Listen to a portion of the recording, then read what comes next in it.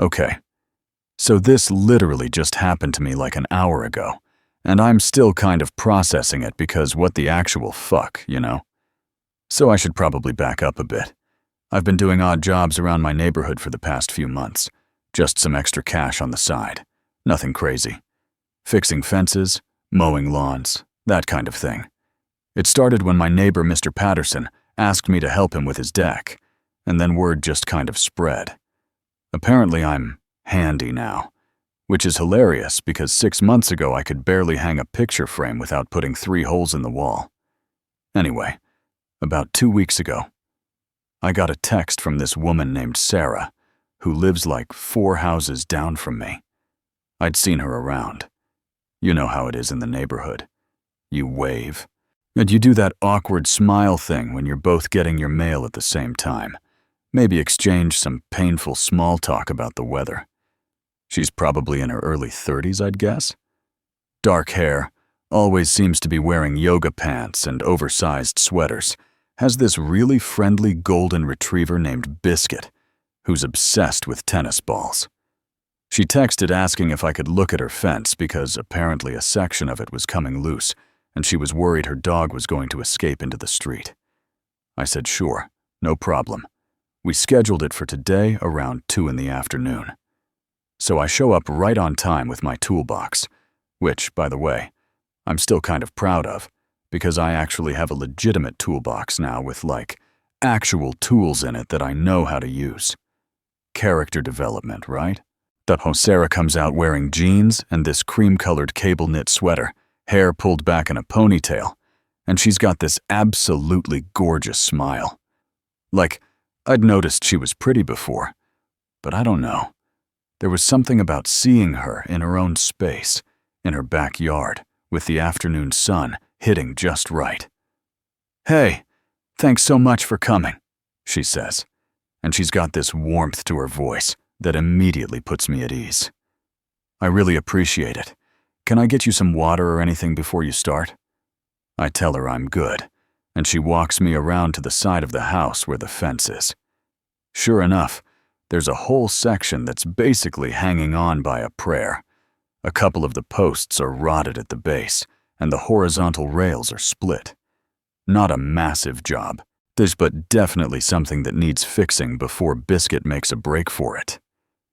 "Yeah, I can definitely fix this," I tell her. "I'll need to replace these 2 posts and a few of the boards, but I've got most of what I need in my truck. Might have to make a quick run to Home Depot for the posts, though." "Perfect," she says. "Whatever you need to do. I'll be inside if you need anything, but I'll probably come out and check on you. I'm working from home today, so I'm around." And here's where it gets interesting, because for the next hour or so, I'm just doing my thing, right? I make a quick trip to grab the replacement posts, come back, start digging out the old ones. It's kind of meditative work, honestly. Just me, some tools, and a problem to solve. The weather's perfect, not too hot, and there's this nice breeze going. But Sarah keeps coming outside. At first, I don't think anything of it. She brings me a glass of water after maybe 30 minutes, which is sweet. We chat for a few minutes about the neighborhood, about how long she's lived here, 3 years, apparently, about Biscuit and his various antics. She's easy to talk to, laughs at my stupid jokes, and there's this, I don't know, this energy between us. But I'm telling myself I'm imagining it because I'm an idiot, and I always read too much into things. Then she comes out again like 20 minutes later, and this time, she's got lemonade. Homemade lemonade. Who makes homemade lemonade? She sits on her back porch steps while I work, and we're talking more. I learned she works in marketing, does most of her stuff remote, moved here from Portland. She asks me about my regular job. I work in IT. Because the odd jobs are just a side thing, and we get into this whole conversation about work-life balance and how weird it is to be in your late 20s or early 30s and still feel like you're figuring everything out. "I thought I'd have it all together by now," she says, kind of laughing, but also kind of serious. "Like, I'm 31, and I still feel like I'm playing dress-up as an adult half the time. Dude, same, I tell her. I literally had to Google how to pick a ripe avocado last week. She laughs, and it's this genuine, full laugh that makes me smile, even though I'm elbow-deep in dirt trying to set this fence post. The third time she comes out, she's got Biscuit with her on a leash, and she sits in this Adirondack chair she drags over to be closer to where I'm working. And now we're really talking. Like, deeper stuff. She tells me about a bad breakup she went through last year, how she's been kind of focusing on herself since then, doing therapy, getting back into hobbies she'd let slide. I open up a bit too, tell her about my own disaster of a relationship that ended about 8 months ago, how I've been using all this handyman stuff as kind of a way to feel productive and useful. It's therapeutic, I say. Like, I can see immediate results, you know? I fix a fence, the fence is fixed. It's not like my regular job, where everything's abstract, and you're never quite sure if you're actually accomplishing anything. That makes so much sense, she says, and the way she's looking at me, it's like she really gets it. I should find something like that. Maybe I'll take up woodworking or something. I could teach you sometime, I say. And the second it comes out of my mouth, I'm like, was that too forward? But she just smiles and says, I'd like that. I'm mixing concrete now for the posts, and she's still there, and we've fallen into this really comfortable rhythm of conversation. We're talking about everything: favorite movies, travel places we want to go, embarrassing childhood stories. She tells me about the time she accidentally set her dorm room on fire trying to make fondue in college. I tell her about the time I got my head stuck between fence posts when I was 7, which is extra ironic given what I'm currently doing. And then Biscuit does this thing where he drops his tennis ball directly into my bucket of wet concrete.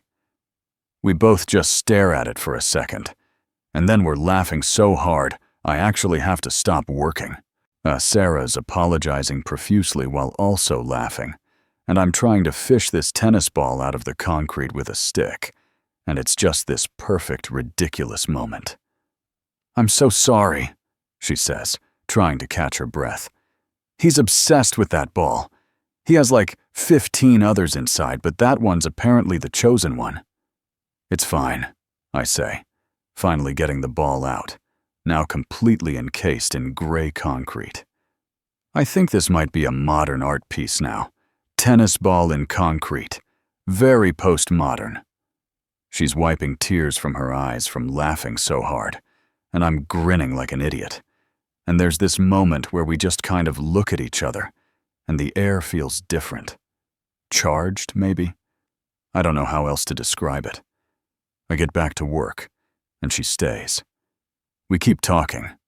I learn her parents live in Seattle, that she's close with her younger brother, that she makes a mean pasta carbonara and has strong opinions about whether pineapple belongs on pizza. She's pro, I'm con. We agree to disagree. She asks about my family, my friends, what I do for fun. It feels less like small talk and more like we're actually trying to know each other, if that makes sense. I'm working on attaching the new horizontal rails now, making sure everything's level, and I can feel her watching me. Not in a creepy way, just attentive, present, and I'm very aware of her presence in a way that's making it slightly harder to focus on what I'm doing. You're really good at this, she says after a while. Thanks. YouTube University, I joke. And a lot of trial and error. You should have seen the first fence I tried to fix.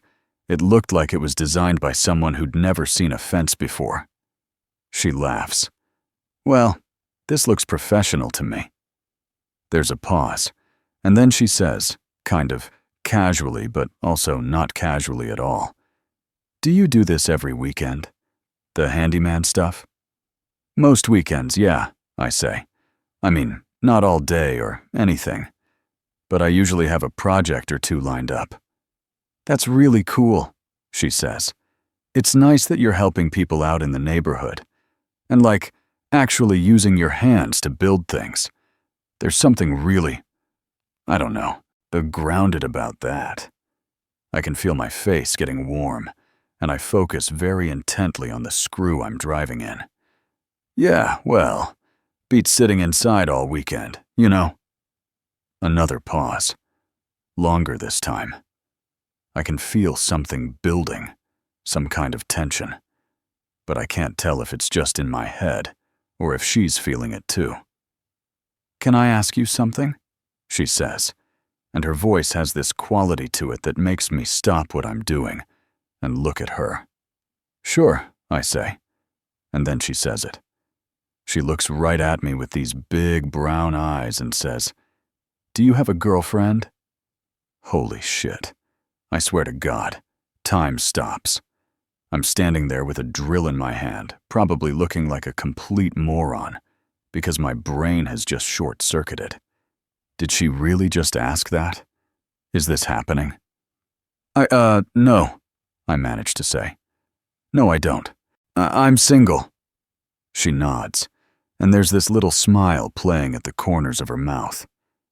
Good to know, she says, so casual, like she didn't just make my heart rate triple. Why do you ask? I say, because apparently I've found my voice again, and also I need to know if this is going where I think it's going, or if I'm completely misreading the situation. Oh, I don't know, she says, and now she's definitely smiling. I guess I was just curious. You seem like you'd be a good boyfriend. You're helpful. You're funny. You listen when people talk. Plus, you know, you're not bad looking. I actually laugh out loud, because what else do you do when someone just says something like that? Thanks, I say. I think? It's definitely a compliment, she says, and now she's standing up, walking a little closer to where I'm working. And I hope that wasn't too forward. I've been told I can be too direct sometimes. No, it's fine, I say, and I'm very aware that she's only like 3 feet away from me now. I appreciate directness, actually. Saves a lot of time wondering what someone's thinking. That's kind of my philosophy, she says. Life's too short to play games or drop hints and hope someone picks up on them. If you like someone, just tell them.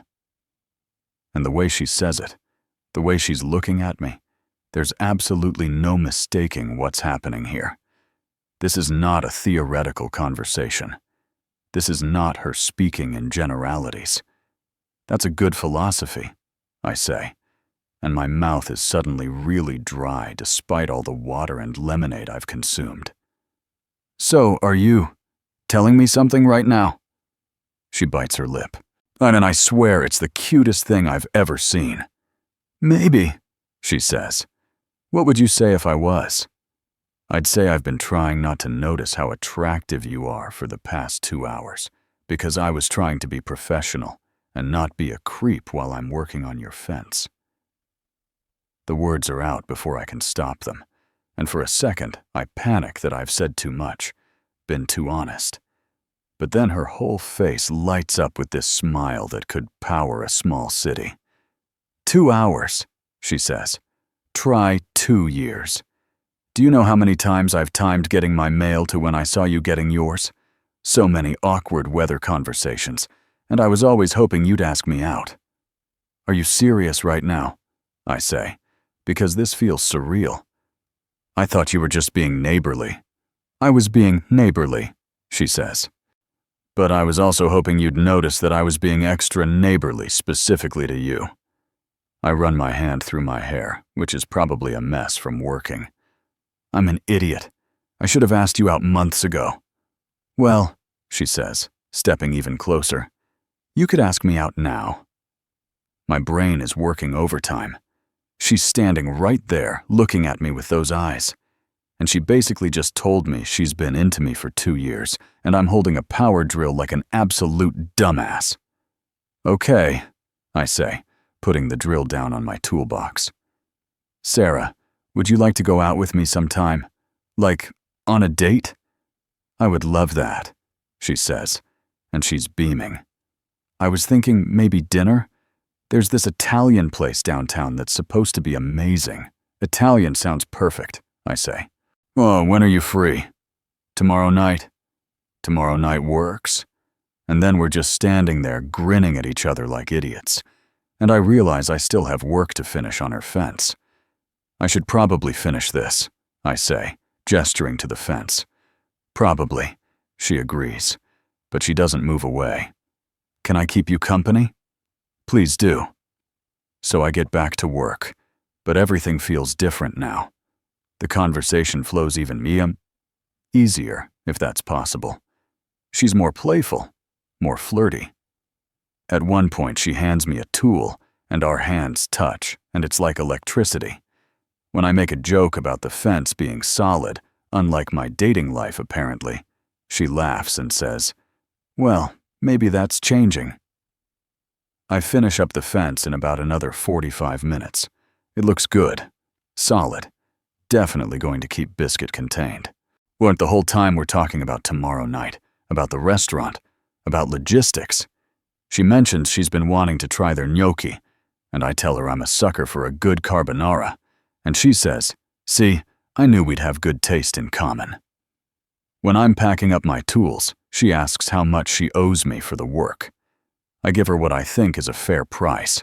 Honestly, probably less than I should charge, because I'm running on pure euphoria right now, and she insists on adding a tip. You don't have to do that, I say. I want to, she says. Besides, you did great work, and the company was excellent. As I'm loading the last of my stuff into my truck, she walks out to the driveway with me. We stand there for a moment, and there's this tension again, but it's good tension, anticipatory tension. So tomorrow, she says. 7 o'clock? 7 o'clock, I confirm. I'll pick you up? It's literally 4 houses away, but sure, she says, laughing. Very chivalrous. Hey, I'm trying to make a good impression, I say. You already have, she says, and then she does something that makes my brain completely melt. She steps forward and gives me a hug. Just a quick, casual hug, but I can smell her perfume and feel her warmth, and it's over way too soon. Thanks for fixing my fence, she says as she steps back. Thanks for the lemonade, I say. And the, company. See you tomorrow, she says with that smile. See you tomorrow. I drive home, literally like a 30-second drive, and I'm still processing everything that just happened. I walk into my house, put my toolbox down, and just stand there in my living room for a moment.